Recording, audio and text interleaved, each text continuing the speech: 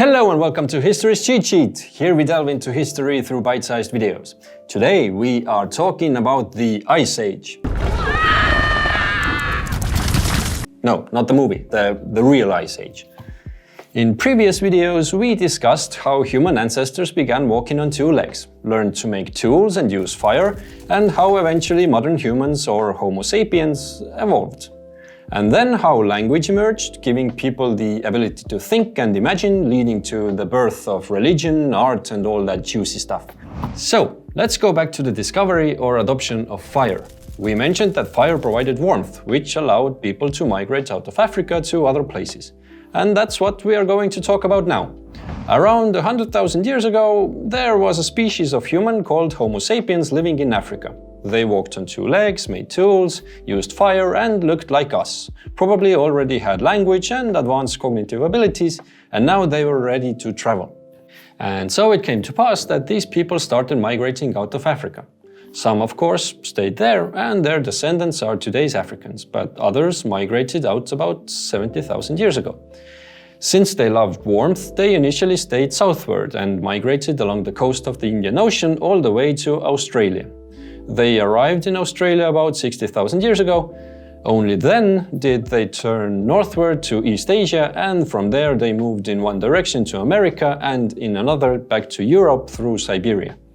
Europe was settled by modern humans about 40,000 years ago and the American continent about 15,000 years ago. And slowly but surely the human population continued to grow. Here's an interesting twist. It was the Ice Age at that time. What does that mean? Well, the global climate was much colder and all of Northern Europe and Asia was covered in ice. Not only was there snow in the winter, but here in Estonia, where I am now, it was like Antarctica with 2 kilometers of ice over my head that never melts. People couldn't live here at that time. However, in southern Europe it was possible to live, but it was like today's northern Finland, a tundra. Trees hardly grew, it was very cold and so on. So if you had gone on a tourist trip to France at that time, you would have had to wear some serious ski jackets because it was very cold, with only some reindeer hanging around nibbling on moss. And living in such a climate isn't easy, especially if you're coming from Africa, where it was still relatively warm even then. But gradually, people also settled in more northern areas. Fortunately, people had the ability to think and imagine, so they relatively quickly learned to adapt to the cold. For example, they started living in caves where they could shelter from cold and wind, and with firemaking they could stay warm. Toasty boy. Then, for instance, clothing was invented. At first, they just wrapped animal skins around themselves to keep warm, but about 12,000 years ago, the needle was invented, which allowed to sew the animal skins together with animal tendons. Yes, there was no thread yet, but with animal tendons, they could sew skins together, and then clothes started to actually look like clothes. All this migration took place over a very long time, starting about 70,000 years ago and only about 15,000 years ago, where all the continents settled. And it wasn't like, hey, let's go find some new and interesting lands. Oh, let's go explore the world. You go to Europe, I'll go to Australia. No, they wanted to get food, and their food, the animals, moved to new lands. So they were like, oh, look, the food is moving. Oh no, quickly, let's follow. And all this happened over more than 50,000 years, so people themselves didn't always realize that migration was happening. But coming back to the Ice Age and human migrations, what's also fascinating is that at that time many very large animals lived in the world that are now extinct, like the cave bear, mammoth, saber-toothed tiger, you know, the tiger Diego from the Ice Age movie. But when modern humans migrated to new places and encountered these animals, it often quickly followed that these large animals went extinct. And scientists think that modern humans, thanks to language and cognitive abilities, had become very powerful and dangerous. And they simply either hunted these animals to extinction or, in some places, set fire to the forests where these animals lived to create more suitable grasslands for hunting. Modern humans didn't just encounter animals. As they spread across the world, in some places they discovered they weren't alone.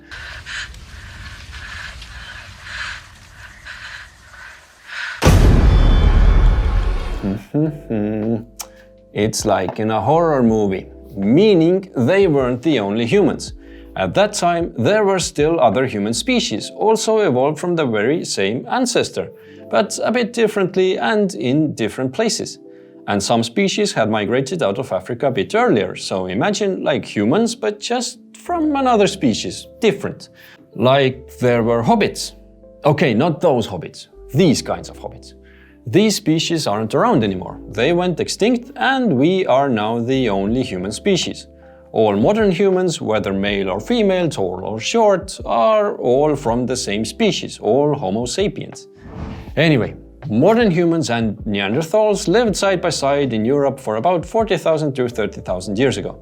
But suddenly, around 30,000 years ago, the Neanderthals went extinct, just like those large Ice Age animals. We don't know why this happened. There could be several reasons. One explanation might be that the Neanderthals' language and thinking weren't as developed, and they couldn't cooperate as well with each other. And one entirely possible explanation is that modern humans hunted them down. They did look different, and you probably know that people can be very malicious and start bullying those who are different. And then they might have been treated like animals or even just killed because people were afraid of them. Anyway, it's sad. Now they are not here.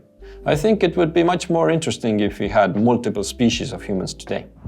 And this concludes today's video. Next up on the timeline, we take a look at the hunter-gatherer lifestyle. If you like what we do here, then don't forget to support us by subscribing to the channel and giving the video a thumbs up. Thanks for watching, and I'll catch you in the next one. See you soon.